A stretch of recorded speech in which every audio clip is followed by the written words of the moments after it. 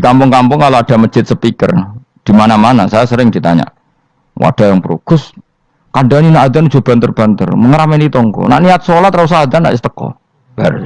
Sing sitok, yo ora kudu banter ben siar. Sing sitok mau sedemen dipisoi tok, mergo sing ora seneng malah mau misoi tok, sing wis seneng tanpa adzan pun yo tanpa adzan rame-rame maksudnya wis salat ke milih ndi. Dulu tuh perdebatannya gitu. Abu Bakar nak wiridan ning masjid tuh wirih banget. Selirih-lirihnya. Umar nak wiridan bianter. Tapi ranggosan sistem zaman itu, tapi banter aja. Tapi sengramain lah, intinya sengramain. Ketika Abu Bakar ditanya Rasulullah, ya Abu Bakrin, kenapa kamu melirihkan suara? Jadi saya itu malu sama Allah. Dia itu zat maha mendengar. Jadi saya mengeraskan suara itu malu. Kayak pangeran butuh suara keras saya. Umar ditanya, kenapa kamu terlalu keras? Umar jawabannya sederhana. Betul-betul ngantuk.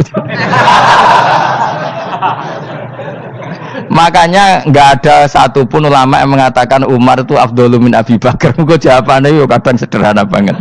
Malahnya ijma' ahli sunnah itu Abu Bakar afdhalu min Umar. Kalau nak dua jawabannya beneran ngantuk.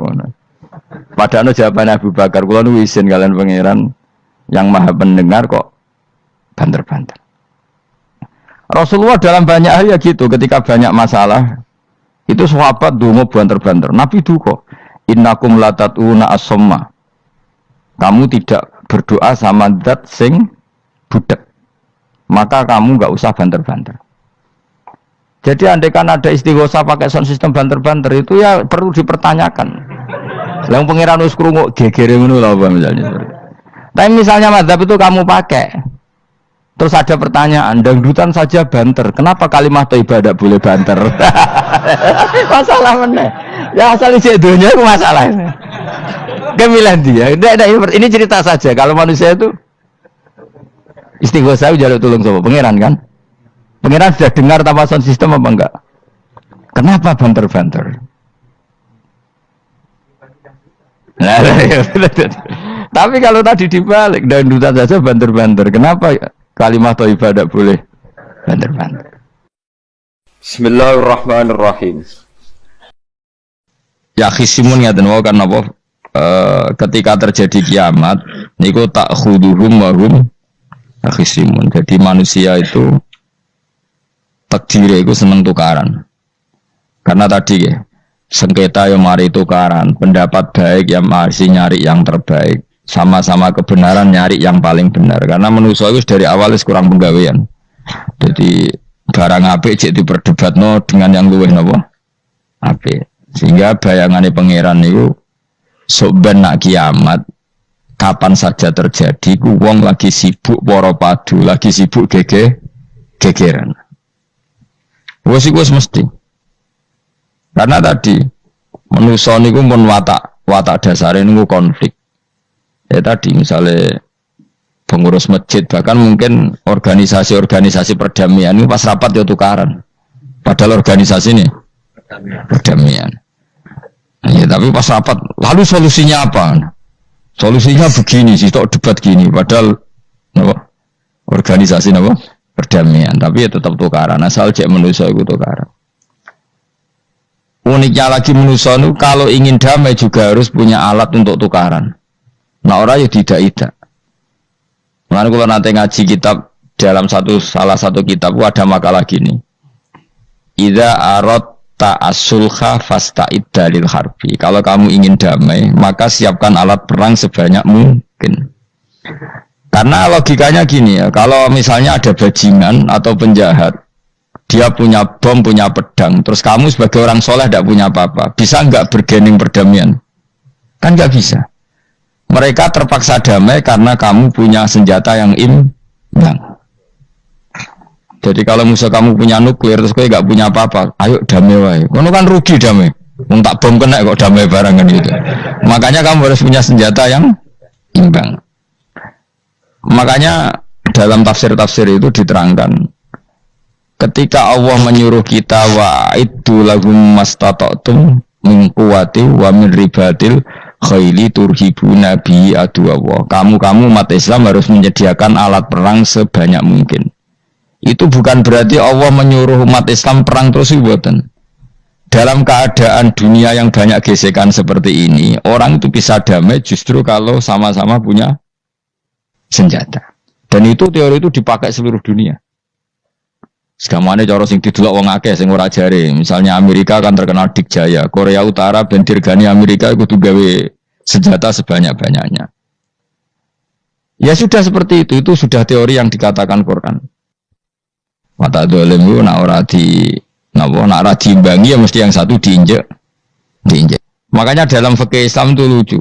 Fikih rodok jorok tapi gelem ra gelem kayak kudu setuju. Ya cara fikih kowe dibojo ayu cek elek. Nek ra gelem mbok kumpuli ra wajib mbok nafakoi. Dadi kono iso ngancam gak buka dhuwit ra tak kei. Ajane rodok jorok fikih. Itu cara fikih memang gitu. Perempuan itu tidak wajib melayani suaminya jika tidak dikasih nafkah.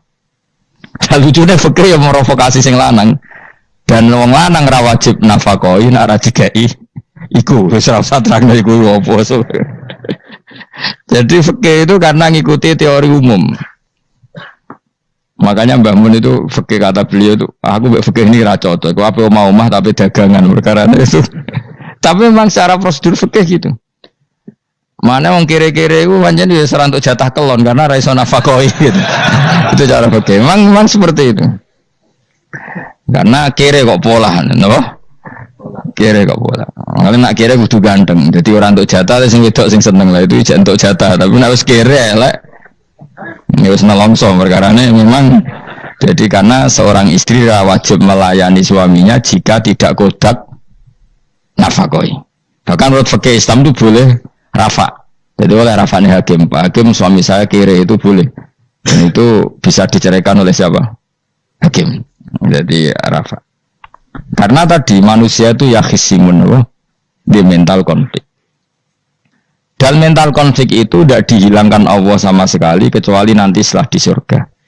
Makanya Allah ngendikan apa? Wa naza'na ma fi sudurihim min ghillin. Jadi sifat dengki, sifat hasud itu dihilangkan nanti setelah di surga. Hanya di dunia itu antar wong soleh ya mesti hasud. Mana ada sing ora soleh, sing soleh wae kudu hasud. Ya senine. Waktu Indonesia ini rebutan dari presiden iku geger, rebutan masjid geger. Bahkan rebutan ngeklaim nak salate paling sah, torekoe paling bener itu ya geger. Padahal yang ngerti otoritas itu yang pangeran, tapi manusia tetap menang kalah wae geger. Besi sak PT nak sing dalan ya geger. Kalau sering Pak Besi balapan kadang ngesak napa? Sak PT, sak PO itu. Karena nanti bayangannya pangeran itu ya mesti terjadi pangeran sing ngendikan kiamat itu tak khuduhum wahum ya khisimun. Jadi penuramen Yasin antok ora paham tak tulung. Bangunan ora paham bangeten. Wahum fi ghaflatin minha bitakhosumin wa tabayu'in wa aklin wasyubin. Mesti manusia itu di mental takhosum saling berebut. Makanya cita-citanya Sayyidina Ali, dawuh Sayyidina Ali, ana awaluman yatsu baina yadayi rahmanil khusumah dari Sayyidina Ali. Saya nanti pertama ketemu pangeran itu akan melaporkan musuh-musuh saya. Jadi cita-citanya dene gitu. Aku lah di rencana ngono. Aku lah di seru no. Jebule bareng lapor ku Allah wah ya nyoror. Sayyidina Ali beda wae anak gue wis lapor jebule.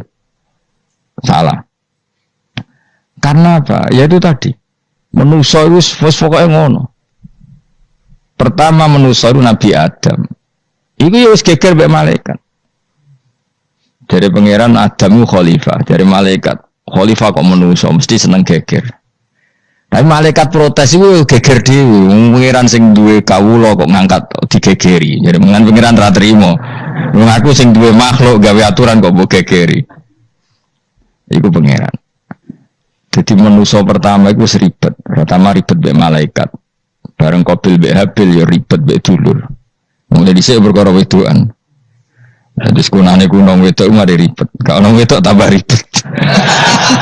Wis pokoke donya wis ribet wis dinikmati wae no. Dinikmati. Makanya banyak orang top itu. Kalau punya kenalan banyak orang top. Niku ribet itu di manage. Jadi ada salah satu tokoh Indonesia itu terkenal sekali. Nak pidato ra kontroversi ra iso turu, tapi nak wis pidato wong bingung kabeh iso turu.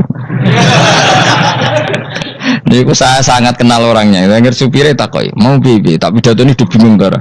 Nak dijawab ra bingung kecewa deh. Lha jawab wah bingung sedanten, wah seneng itu iso turu deh. Karena memang konflik itu manusia tuh seperti itu. Jadi apa ya? Kebaikan pun makanya ada guyonan ini betul kisah nyata ini, tapi reputasi bernegaranya ini karena sensitif. Ada negara tertentu yang muadzin itu digaji 30 juta. Jadi orang-orang melarat dari muadzin tok itu 30 juta. Naiknya BMW. Imamnya itu digaji 70 juta. Hitung saja kalau 70 juta satu bulan, satu sholat berapa? 70 dibagi 30. Kira-kira berapa satu hari ini? 2 juta ya, sekitar 2 juta 200 lah. Enggak kayak Indonesia, imamnya fakir-fakir, terus muadzinnya fakir-fakir. Dikira itu satu prestasi negara itu karena mengapresiasi, menghormati muadzin dan jebule sing kiai Indonesia aja penak. Madekman ke sholat terus. Maksudnya madekman ke sholat terus lah ono gajine. Akhirnya kecewa dong. Semenjak itu ora berani cerita prestasi negara itu pada Indonesia. Ya dia itu bangga negaranya itu menghormati imam sampai digaji, muadzin digaji. Terus dikirakan Indonesia dinya. Imam Indonesia kan fakir-fakir, kadang wis padasane elek imam dhewe, koma dhewe. Wis macam-macam lah. Nah. Tapi dekne gak ngerti nek Indonesia ku pinter tukaran, pinter debat. Oh, berarti ke sholat terus iku perkara ono gajine to ngono. Makanya imam di sana sergap-sergap karena kalau nggak ngimami dipotong gaji. Semenjak itu negara itu nggak pernah cerita prestasinya negaranya mengelola imam. Nah itu dunia mari geger. Saya sering debat sama banyak kiai karena itu. Gue setuju di masjid imami digaji sama ndak. Misalnya saya partai ikhlas, setuju ndak biar imam itu ikhlas. Ada yang partai realistis, mereka kan punya keluarga harus dibaji dong, kalau enggak kasihan. Partai realistis versus partai ikhlas. Menang mana coba? Menurut hukumnya Allah mungkin menang ikhlas, tapi partai realistis, masuk uang kok ngimami tok rantuk gaji. Artinya apa? Dalam kebenaran saja bisa diperdebatkan, apalagi barang benar baik batil. Karena manusia itu punya mental wahum yakhisimun. Ya sudah seperti itu. Makanya nanti benar-benar gak ada konflik itu di akhirat. Mengenai akhir imam gak bangga. Surga imam maksudnya hebat, mencoba mergo digaji. Mantik ke sholat terus, ngono gaji ini. Artinya sholatnya orang Indonesia itu luar biasa. Imam-imam Indonesia tanpa gaji kok. Ya resikonya kadang mutung, itu kan gak masalah. Tapi ya gak masalah lah, tapi tetap ikhlas dibangun apa? Gaji. Mana kalau nu bingung saya hafid mulai digaji, ustad digaji, kalau bingung ngerti takoi, kalau berkali-kali beberapa pemprov kan ingin mengapresiasi hafid dapat insentif terus ustad, kalau ngerti takoi, jenengan termasuk yang setuju apa enggak? Muni setuju, kok didik uang kedunyan, muni ras setuju hafid betul duit kok ora oleh, aku yang mendingin, uang alim mereka mikir dunia, mendingan baca. Itu yang tanya itu kadang gubernurnya tanya saya, bupatinya tanya saya, Gus di daerah mana-mana itu ustadz, guru madrasah itu dapat insentif. Cara jenengan Rembang setuju apa enggak? Aku jawabku melatih ustadz seneng duit yo ora apik. Nentang ustadz untuk rezeki ku yo ora apik. Ustadz fakir yo akeh tenan. Nah, kau kan wong keramat, gak mati masalah cara orang untuk gaji. Tapi kan tidak semua orang keramat. Nah, kalau wong keramat untuk gaji tetap gagal. Tapi rata-rata ustad kan tidak keramat. Gak keramat, bujane cerewet. Cek kumpul mertua.